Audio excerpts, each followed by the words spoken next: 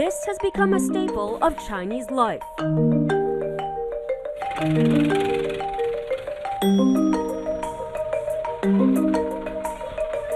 Packages traveling long and short distances to express mail centers across the country. In 2013, more than half of the parcels in China were sorted, stacked, and eventually delivered to one of the 231 million online shoppers of e-commerce giant Alibaba. Without Alibaba, delivery businesses would be set back 10 years. Alibaba changed the way Chinese people shop. Getting some clarity on Alibaba's highly anticipated IPO. They're doing a global roadshow, at least 3 continents, guys. So this is going to be a massive undertaking for the company. What does it all mean for Amazon's bottom line and for Alibaba's upcoming Initial public offering, the tech industry's largest IPO since Twitter. Everyone is talking about Alibaba, and for good reason. It's the largest online retailing company in the world. In 2013, $248 billion worth of merchandise was bought on the e-commerce firm's shopping sites, more than double Amazon's estimated $110 billion and 3 times as much as eBay.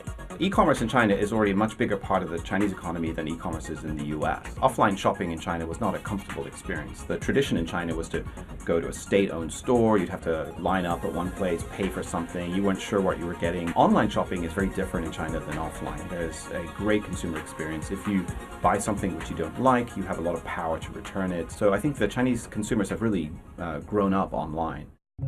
The internet buzz seems far away from the serenity of West Lake in the southeastern city of Hangzhou. But this is where it all began, where Alibaba got its start and its founder, Jack Ma, first connected with the outside world. I think what would be a bit crazy is that when I do the work, when I do something I love, like when I learn English, like on this lake, I grab every Westerner come to Hangzhou. I grab them, talk to them, practice my English. Born in 1964, Ma grew up at a time when China was closed off. The country was going through the Cultural Revolution when Chairman Mao Zedong and his loyal Red Guards tried to purge those who they saw as the remaining enemies of communism. In the political upheaval, Ma says he missed out on a traditional education. He says he learned about the West from his encounters at the lake. I never got any chance to study in a key primary school, key middle school, key senior high school. Never ever I had a chance to go there because I could never take good tests. Every time there's examination comes, I failed. However, he says repeated failure prepared him for the life of an entrepreneur. After getting into a local teachers institute, Ma became an English teacher. He tried and failed at starting an online version of the Yellow Pages before heading to Beijing to work in a department governing the internet.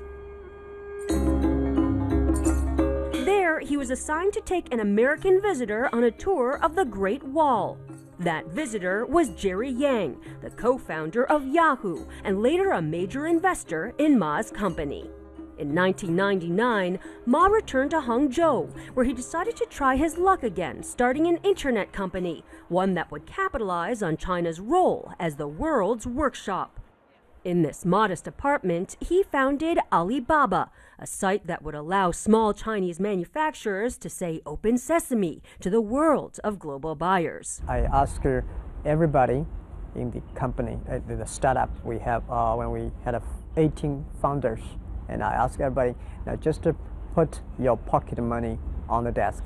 Ma's determination attracted big investors, including Goldman Sachs and Japan's SoftBank, led by Masayoshi Son.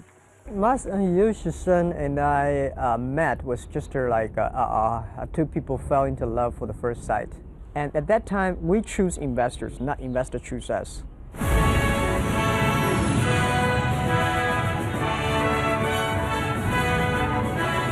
And then Alibaba started its rise onto the world stage.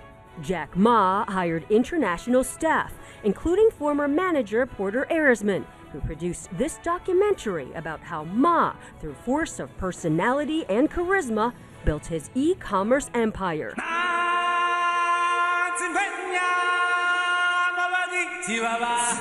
energizing thousands in employee rallies like this one. He's extremely innovative.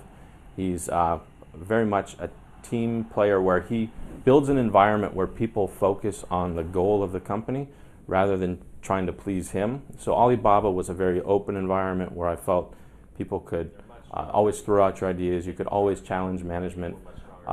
So he created that environment. He was always willing to break a model that was working in order to make way for sort of the next wave of the internet. To Arisman and Ma, that meant consumers selling online to other consumers, a market carved out by internet pioneer eBay, which in 2002 entered China. Ma decided to go head-to-head with the American company to defend his turf.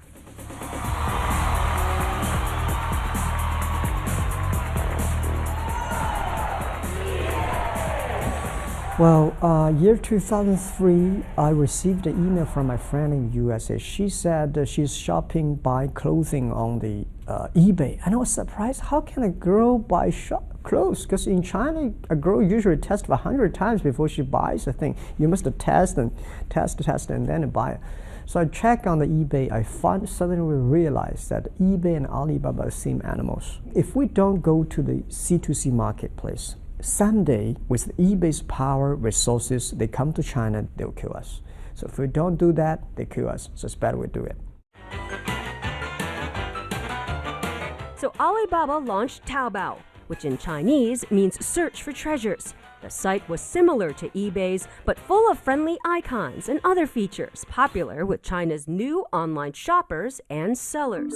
At that time, many businesses were just getting used to the internet, so Ma's strategy was to offer his service for free while eBay charged fees. We give free service and customer test it. And our philosophy is always the same thing. Let's make our customer make money first. Only when they make money, we can make money.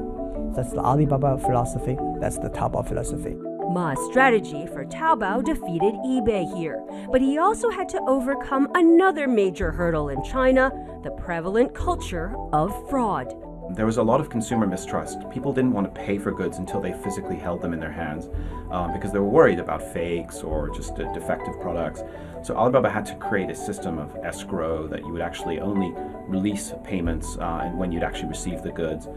They also put into place a rating system so you can rate the merchants that are selling to you. So the big challenge for e-commerce in China was breaking down these barriers of trust, and it took them a long time, but Alibaba really made that happen.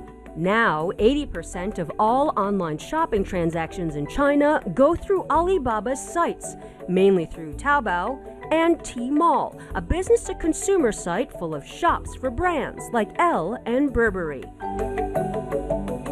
Alibaba's ambitions seem boundless. The company is starting to invest in tech companies all over the world, including messaging app Tango and mapping firm AutoNavi. And in 2014, Alibaba launched a shopping site in the US called 11 Main, a new competitor to Amazon. Should Jeff Bezos be afraid of Jack Ma? I think Jeff Bezos is certainly taking note of Jack Ma. Possibly could be afraid, given what's happened before with eBay. I think there is a sense that, watch out, the Alibaba juggernaut is coming.